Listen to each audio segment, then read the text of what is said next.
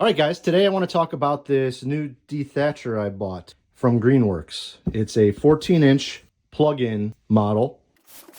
It's model number DT13B00. And right here you can see the specs. It's a 13 amp motor, 3200 RPM, 14 inches wide, and then it has 5 cutting depths. So let's open it up and see what's inside. All right, we got the bagging mechanism, which is nice because if you've ever dethatched, you'll know that it creates a lot of clippings. So if a good majority of them are collected in this bagger, then that'll be a lot less cleanup in the end. So we got the instruction booklet, got some knobs and other miscellaneous hardware, one of the arms on the side, the other arm. This will be the back handle, and it is connected by this cord, so I have to pull this all out in one unit. It's got a nice handle on the base here, so I can just pick some more knobs. I'll just pick this right out. Another part of the handle. Open that up in a second and get rid of the box. Let's see what's in this box.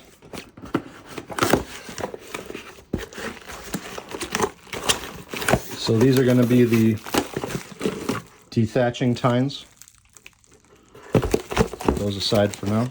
All right, now that I've got everything out of the box and laid out on my work table here, we can see all the parts that we've got. We have the dethatcher over here itself. We have the tines for dethatching. The Scarifier blades are already installed from the factory, and we'll go over that later. Here we have the lower handle pieces. These attach directly to the base. This is the middle handle, the upper handle, and then we've got the cord retainer.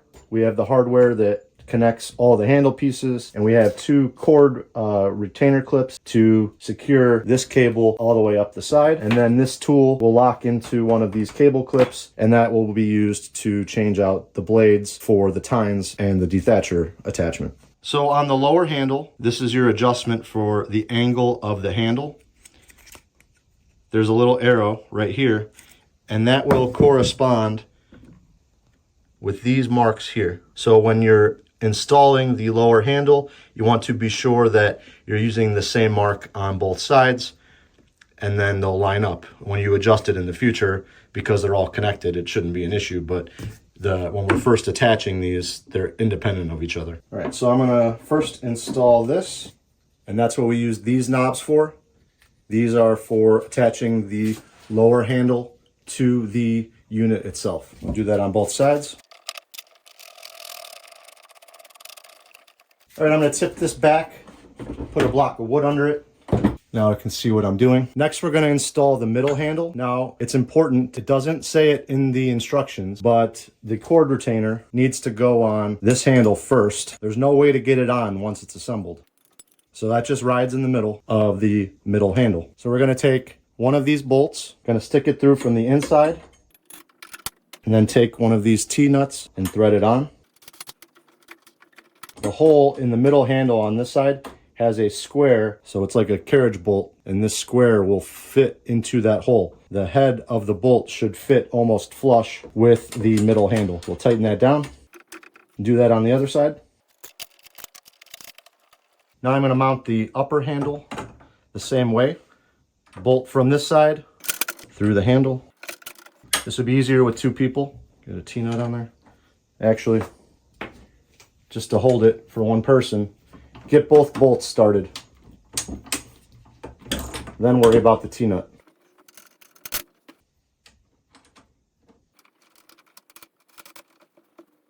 All right, last, we have these cable clips that we can just snap on to the pole and insert the power cable running up to the handle. You'll see on these clips that there's a hole specifically for this Allen wrench that we'll use to change out the attachments.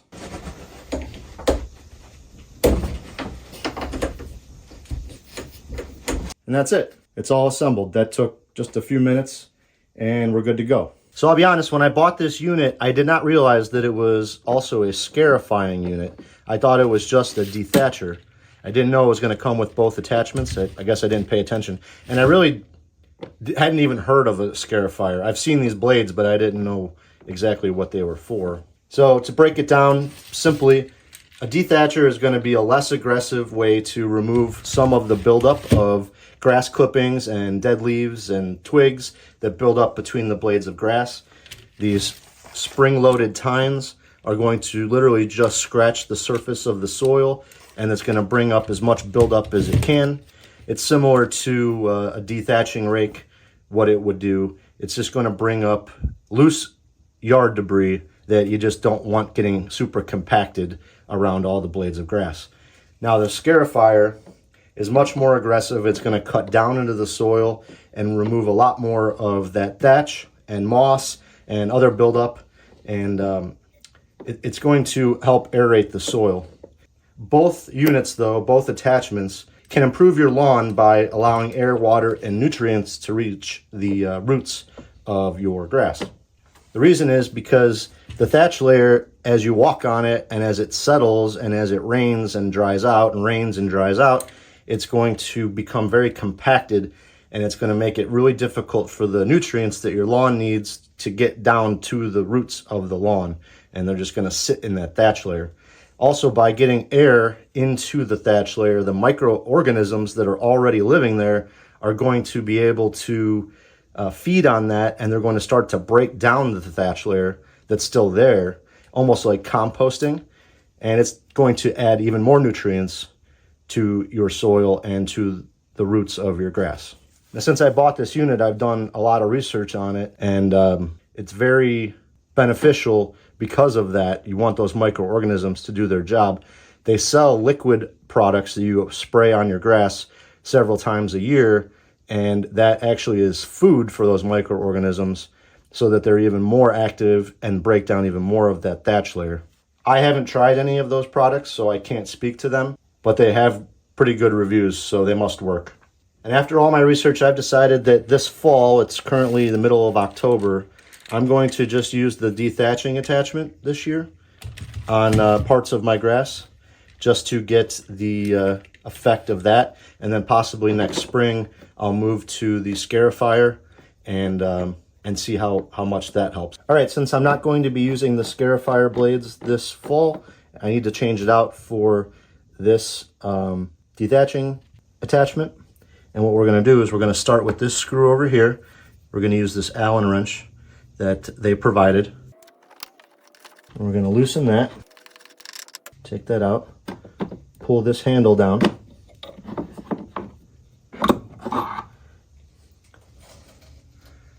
That's what the ends look like. We've got a bearing on this end. Set this aside. And now we've got the same ends on the dethatching attachment. So you can see right here that this end, if we're looking at the underside of the machine, is on the left. It's a square shaft that comes out.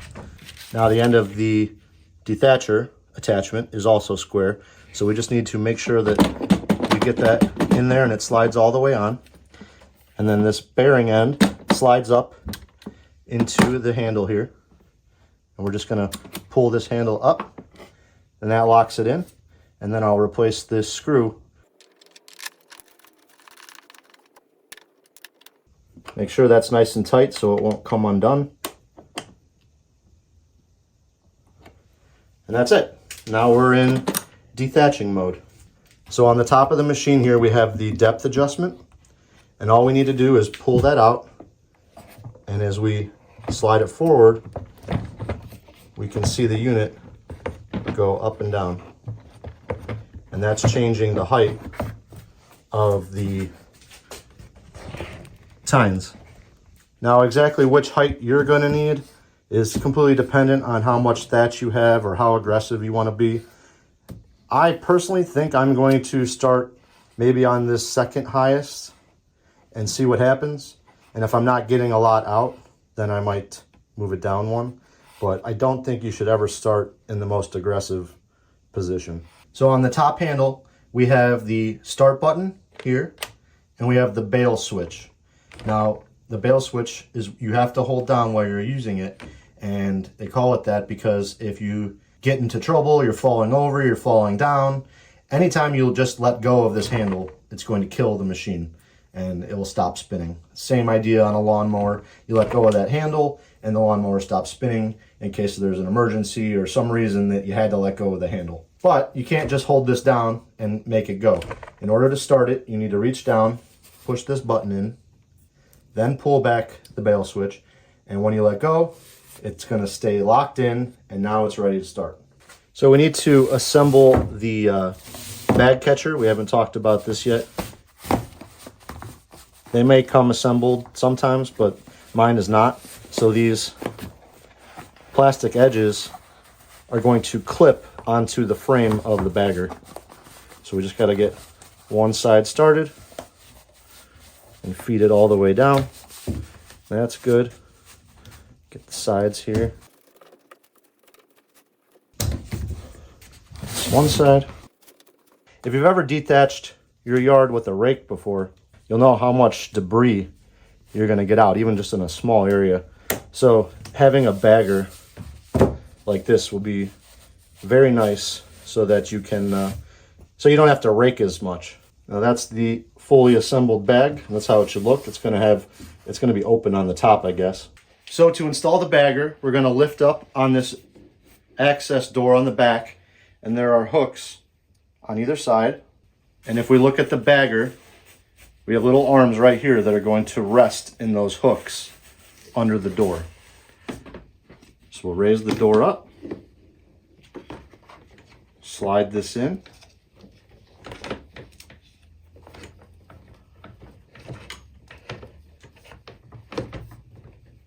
and now they're hung on that hook, and when I close the door, it covers that hole. All right, here it is. Fully assembled and ready to do some dethatching. So after doing lots of research, my steps are going to be, I'm going to cut my grass to one setting lower than I normally do. And then either today or tomorrow, depending on the weather, I'm going to use the dethatcher. If I have any bald spots, I'm going to seed those with grass seed. And then I'm also going to overseed everything that I dethatch, trying to get some seed into the areas that have exposed the soil, and hopefully fill in while the fall temperatures are nice and cool and that grass wants to thrive. Now I chose a grass seed that comes coated in a starter fertilizer, and you don't have to buy that specific kind, but they do recommend that you put down starter fertilizer with the grass seed. There are conflicting recommendations. Some people say put it down the same day as the grass seed, some say wait 2 weeks, and some say everywhere in between. So it's up to you. You're not going to hurt it. I've had a friend that had good luck with this seed, so that's why I decided to get that. And of course, whenever you put down grass seed, you need to water. I plan on watering the areas I seed every day for at least 2 to 3 weeks, just to make sure they stay nice and wet, and not too wet and not too dry, so that they have the best opportunity to grow. All right, so I've got a little testing ground set up here. I'm going to do a traditional dethatching rake over here. I'm going to try to get in between the lines. Then I'm going to do one pass with the dethatching attachment on my new dethatcher, and then I'm going to use the Scarifier blades on this section, and then kind of compare which pile's the biggest. Now, this is my backyard. I've never dethatched back here, so you know, this should all be pretty consistent as far as how much thatch is there. So first we got to plug it in. All right, so we have the cord retainer here, and what we're going to do is feed the extension cord through here and then hook it on this hook. This is you're supposed to use a heavy duty extension cord, and this one is so heavy duty it won't bend. But you don't want to use a cheap extension cord.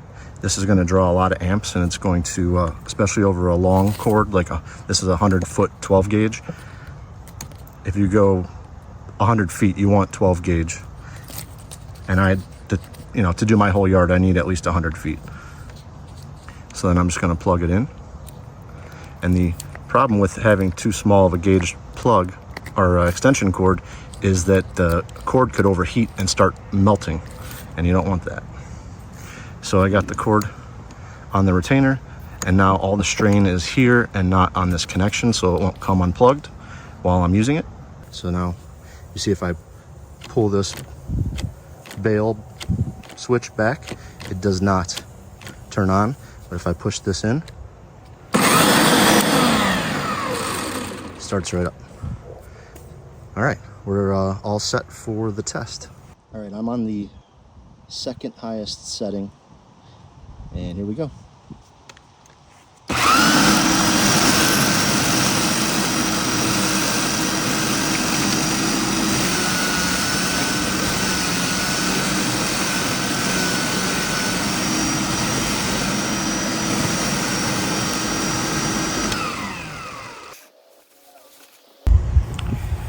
So this is the aftermath.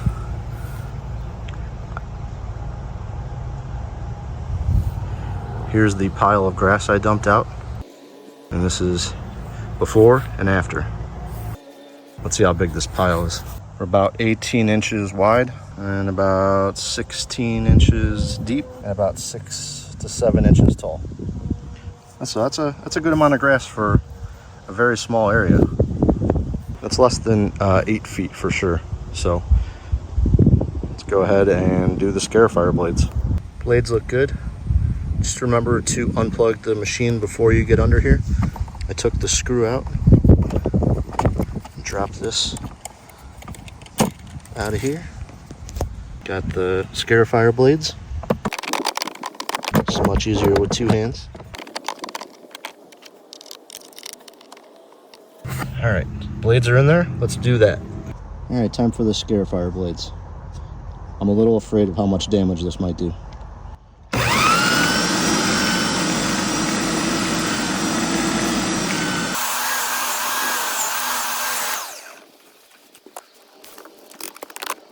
Now, if I'm looking at these piles, they're pretty close to the same size. And here's the aftermath. Looks pretty similar. Still very beat up. This was the Dethatcher, and this is the Scarifier. Now on this, when I was using this, I can smell dirt. I didn't smell dirt over here. I could tell that I dug down into the dirt a little bit.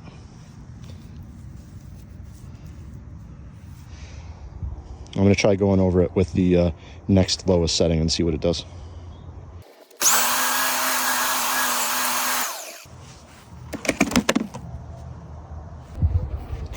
Well, I got a little bit more, and the ground's still pretty beat up.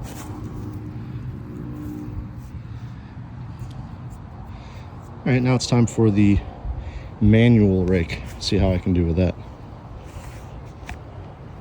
Now you can see that my rake is pretty much the same width as what the machine cuts. So I'm just going to do one pull down this section.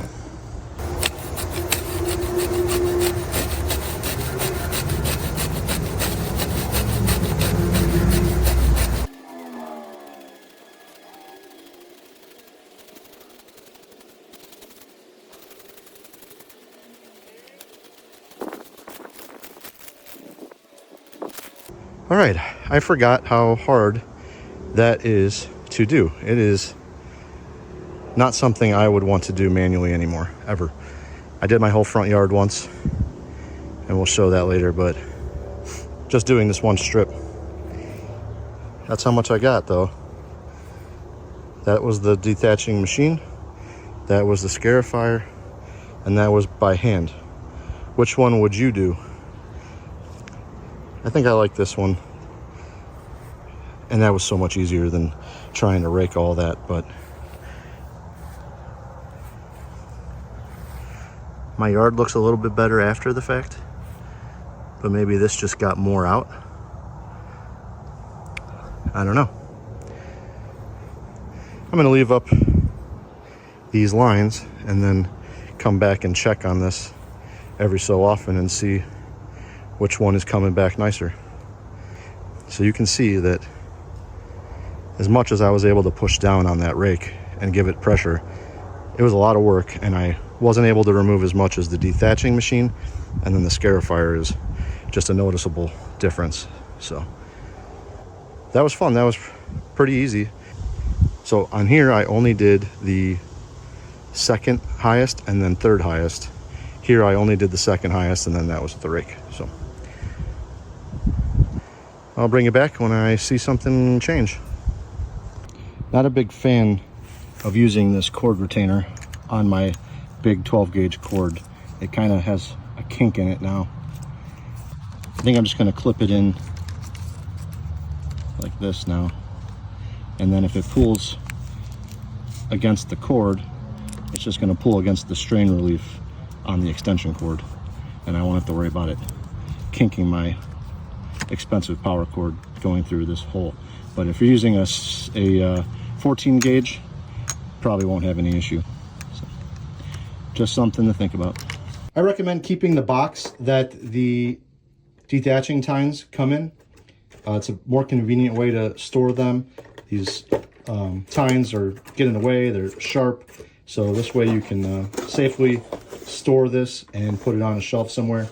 Well guys, this video is already getting pretty long, so I'm going to break it up into a few parts, I think. I filmed this in October of 2024, and now it is February 2025, and I do want to get something out before spring. You know, it's pretty much when people are going to start doing their dethatching, so I wanted to get that out there. Part 2 is going to be my step-by-step process for preparing my yard, using the dethatcher, cleaning up all the debris, and then seeding the lawn afterward. Now, this is the process that I put together from reading various websites and watching others' methods, and I am by no means an expert. I've never done this to my yard, and I won't know until the spring how it's going to look, but hopefully a lot better. And then in part 3, I'm going to have a collection of check-ins, and I've got a little time lapse I've been working on since October, just to see how everything looks and how it compares to the areas that I didn't use the dethatcher on. Again, hopefully I can show a nice improvement and show that it's worth doing. But there's no two ways about it. This Greenworks Dethatcher is every bit as effective as manually raking your yard, but it only takes about 5% of the effort. Regardless of how my yard looks afterward, this thing does what it is intended to do. I'm really happy with how it performed in my tests, so stay tuned for part 2 where I do a much larger area of my yard. Now the quality of the machine is also impressive. There's a lot of plastic, but it's built very solid. I'm quite pleased. I thought it was going to feel kind of cheap, but it's nice and heavy, and it's got some heft to it, and I'm not worried about it falling apart. Now this is not a machine you would buy if you owned a landscaping company, but for a homeowner who's going to use it once or twice a year, it's going to last for many, many seasons. Now if you have any questions that I didn't answer here, please make sure to leave them in the comments and I'll get back to you as soon as possible. If you liked the video, please hit the thumbs up button. And if you want to see the last 2 parts of my journey, make sure to subscribe and hit the bell for notifications. I hope this video helped you make a decision on the Greenworks plug-in Dethatcher. Thanks for watching.